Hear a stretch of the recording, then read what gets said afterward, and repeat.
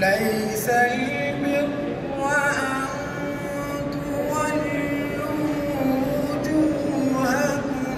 قبل المشرق والمغرب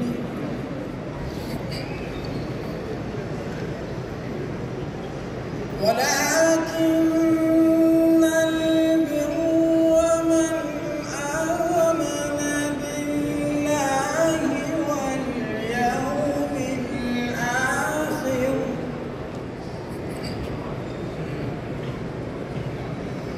واليوم الآخر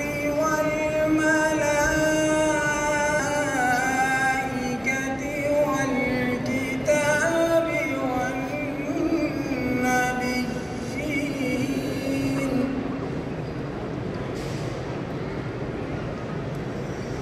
وآتى